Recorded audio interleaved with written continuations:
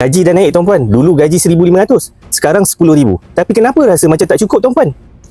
Dulu tuan-puan, kita okey pakai kereta Myvi, tapi sekarang tuan-puan nak rasa pakai kereta mewah pula tuan-puan. Dulu tuan-puan, yang perempuan nak pakai tudung pasar malam pun tak ada masalah.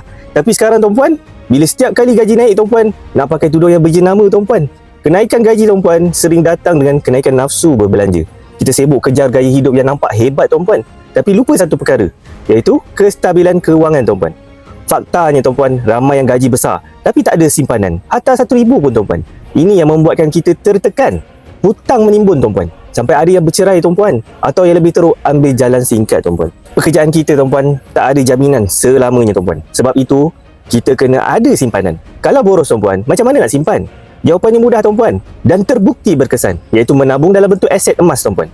Emas susah nak dicairkan bila-bila masa tuan-puan, sebab sayang untuk dijual ataupun dipajak emas tu tuan-puan. Jadi tuan-puan, ia dapat mengawal nafsu belanja kita. Ramai dah berjaya sihatkan kewangan mereka dengan menabung dalam bentuk aset emas tuan-puan. Jangan biarkan gaji besar anda sia-sia tuan-puan. Mulakan tabungan emas anda sekarang dengan hanya RM100 tuan-puan. Klik link di bio saya dan saya akan bimbing anda secara percuma. Jom kita ubah kewangan kita bersama-sama tuan-puan.